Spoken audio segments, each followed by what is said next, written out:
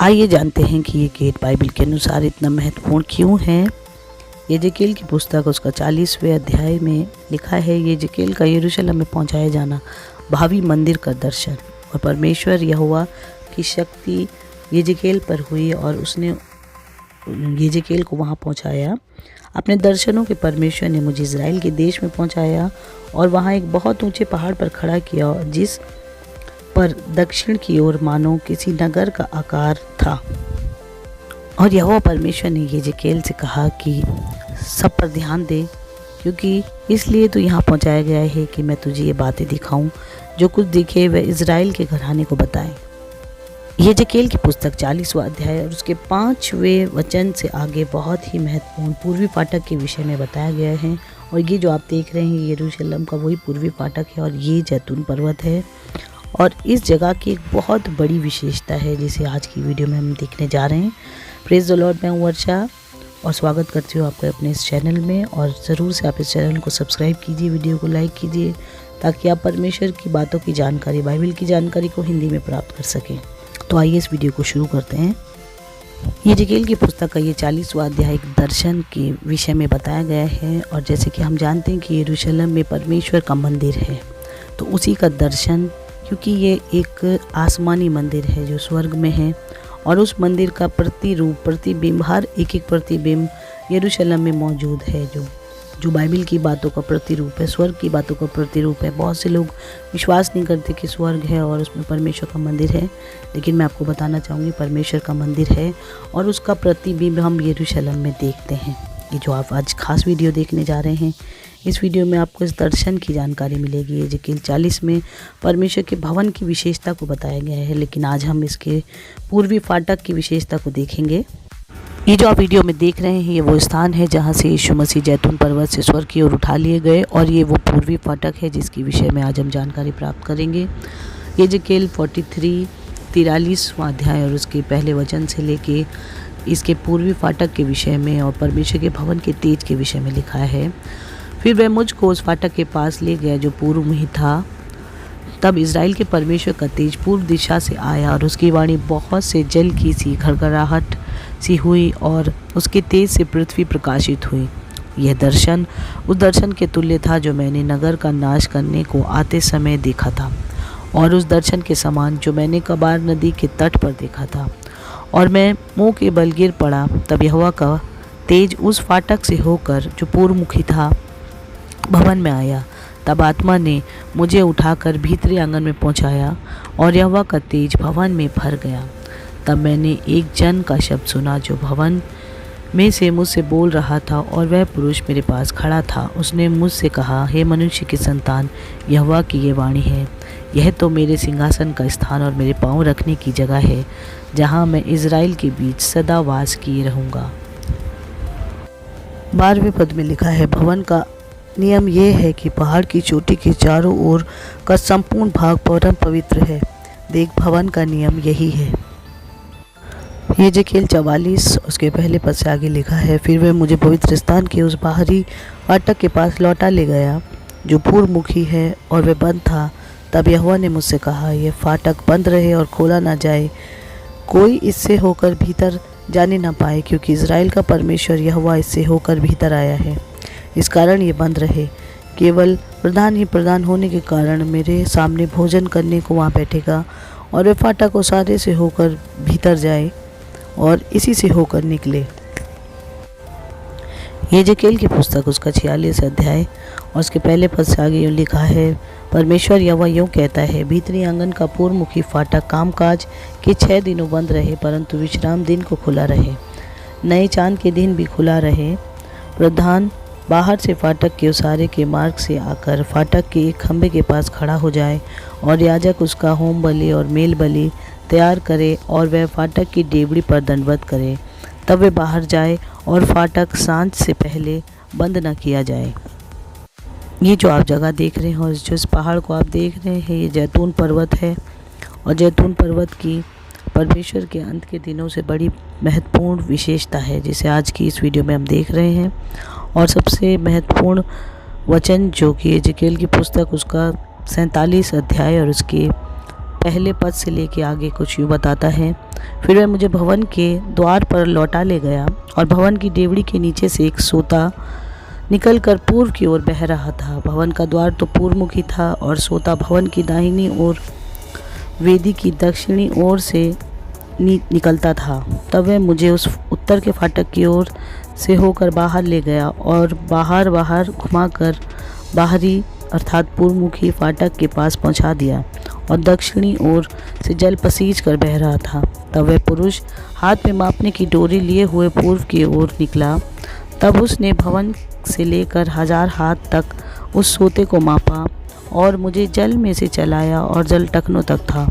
फिर उसने 1000 हाथ माप कर मुझे जल में से चलाया और जल घुटनों तक था। और उसने 1000 हाथ माप कर मुझे जल में से चलाया और जल कमर तक था। फिर उसने 1000 हाथ मापे और ऐसी नदी हो गई जिसके पार मैं न जा सका, क्योंकि जल बढ़कर तैरने के योग्य था। अर्थात ऐसी नदी थी जिसके पार कोई न जा सकता था। तब उसने मुझसे पूछा, ये मनुष्य के संतान, क्या तूने ये देखा है? लौटकर मैंने क्या देखा कि नदी के दोनों तटों पर वृक्ष हैं। तब उसने मुझसे कहा, यह सोता पूर्वी देश की ओर से बह रहा है और अराबा के उतर कर ताल की ओर बहेगा और यह भवन से निकला हुआ सीधा ताल में मिल जाएगा और उसका जल मीठा हो जाएगा। नदी के दोनों किनारों पर भांति भांति के खाने योग्य फलदायी वृक्ष उपजेंगे, जिनके पत्ते कभी ना मुरझाएंगे और उनका फल ना कभी बंद ना होगा, क्योंकि नदी का जल परम पवित्र स्थान से निकला है। उनमें महीने महीने नए पत्ते फलेंगे और उनके फल तो खाने के और पत्ते औषधि के काम आएंगे। प्रकाशित वाक्य उसका 22वें अध्याय के कुछ पदों में लिखा है। फिर उसने मुझे बिल्लौर की सी झलकती हुई जीवन के जल की नदी दिखाई, जो परमेश्वर और मेमने के सिंहासन से निकलकर उस नगर की सड़क के बीचों बीच बहती थी। नदी के इस पार और उस पार जीवन का वृक्ष था। उसमें 12 प्रकार के फल लगते थे और वह हर महीने फलता था, और उस वृक्ष के पत्तों से जाति जाति के लोग चंगे होते थे। फिर श्राप ना होगा और परमेश्वर और मेमने का सिंहासन उस नगर में होगा और उसके दास उसकी सेवा करेंगे। वे उसका मुँह देखेंगे और उसका नाम उनके माथों पर लिखा हुआ होगा। फिर रात न होगी और उन्हें दीपक और सूर्य के उजाले की आवश्यकता न होगी, क्योंकि प्रभु परमेश्वर उन्हें उजियाला देगा और वे युगानुयुग राज करेंगे। अभी तक जितने भी वचन पढ़े गए वो पूर्वी गेट के विषय में थे, जिसे gate of mercy, golden gate कहते हैं। और ये गेट यरूशलेम के टेम्पल माउंट में स्थित है पूर्व की ओर, और ये गेट अब बंद रहता है। और ये जो जगहें आप देख रहे हैं ये जैतून पर्वत है, और जैतून पर्वत की बड़ी विशेषता है क्योंकि यीशु मसीह इसी जैतून पर्वत से स्वर्ग की ओर उठा लिए गए थे। और इस जैतून पर्वत पर यीशु मसीह ने अपने बहुत से समय को बिताया। और जब यीशु मसीह इस पृथ्वी पर वापस लौटेंगे अपने राज्य और महिमा के साथ, तो वो इसी पर्वत पर लौटेंगे और यहाँ से वो जो आपके गेट देख रहे हैं, इस गेट से होकर परमेश्वर के भवन में प्रवेश करेंगे, जो कि इस पृथ्वी का है। और स्वर्गीय यरूशलेम में वो अपने लोगों को लेके जाएंगे। जकरिया की पुस्तक, जो कि एक भविष्यवाणी की पुस्तक है, उसके 14वें अध्याय के कुछ पदों में लिखा है, तब यहोवा निकल कर उन जातियों से ऐसा लड़ेगा जैसे वे संग्राम के दिन में लड़ा था। और उस दिन वह जैतून पर्वत पर पाँव रखेगा जो पूर्व की ओर यरूशलेम के सामने है। तब जैतून का पर्वत पूर्व से लेकर पश्चिम तक बीचों बीच से फटकर बहुत बड़ा खड्ड हो जाएगा। तब आधा पर्वत उत्तर की ओर और आधा दक्षिण की ओर हट जाएगा। तब तुम मेरे बनाए हुए उस खड्ड में से होकर भाग जाओगे, क्योंकि वह खड्ड आसेल तक पहुँचेगा। तब मेरा परमेश्वर यहोवा आएगा और सब पवित्र लोग उसके साथ होंगे। उस दिन यरूशलेम से बहता हुआ जल फूट कर निकलेगा और उसकी शाखा पूर्व के ताल की ओर और दूसरी पश्चिम के समुद्र की ओर बहेगी, और धूप के दिनों में और जाड़े के दिनों में भी बराबर बहती रहेगी। तब यहोवा सारी पृथ्वी का राजा होगा। उस दिन एक ही यहोवा और उसका नाम एक ही माना जाएगा। ये सब कुछ भविष्यवाणी की पुस्तक में लिखा है, और ये सारी भविष्यवाणियाँ यीशु मसीह के लिए की गई थी।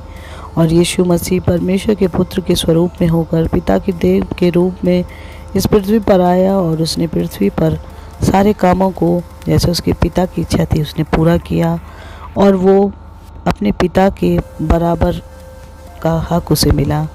और यीशु मसीह इस जगत का उद्धार करता है। और वो इसी जगह से, यरूशलेम से, परमेश्वर के पुत्र ने बहुत से बड़े बड़े कामों को किया। उसने परमेश्वर के उद्धार के प्रोसेस को पूरा किया। किंतु यहूदी लोग मानते हैं कि परमेश्वर आएगा, जैसे इन वचनों में हमने पढ़ा। लेकिन हम मसीह लोग ये विश्वास करते हैं कि हमारा यीशु मसीह पिता के रूप में इस पृथ्वी पर आ चुका है, और वो अब जो बहुत ही निर्बल था, जिसने क्रूस की मृत्यु को सह लिया, और जब वो दोबारा आएगा तो वो बड़े सामर्थ्य के साथ आएगा। क्योंकि प्रेरितों के काम में जब उन यीशु मसीह का स्वर्गारोहण हुआ तो उन स्वर्गदूत ने कहा कि जिस रीति से तुम उसे जाते हुए देखोगे, उसी रीति से वो फिर वापस आएगा और अपने लोगों का वो न्याय करेगा। जो हम किद्रोन वैली देखते हैं, इसी जगह पर वो लोगों को इकट्ठा करेगा, और जैतून पर्वत पर फिर से वो वापस आएंगे और हम सब का न्याय करेंगे। और जितने लोग धर्मी हैं वो उन्हें यहाँ से उठाकर अपने साथ स्वर्ग में ले जाएंगे। प्रभु यीशु मसीह, जो खुद एक जीवन जल की नदी है, वो अपने लोगों को उस जगह पे ले जाना चाहते हैं जहाँ पर कोई आंसू और कोई पीड़ा नहीं है। बस हमें तैयार रहना है और यीशु मसीह पर विश्वास करना है। ज़रूर से आपको इस वीडियो के द्वारा आशीष मिली होगी, और यदि आपने इस वीडियो से आशीष प्राप्त की होगी तो इस चैनल को लाइक कीजिए, सब्सक्राइब कीजिए, और ऐसे हमारा साथ देते रहिए ताकि आप परमेश्वर के राज्य में प्रवेश करने वाले हो सकें। जय मसीह की।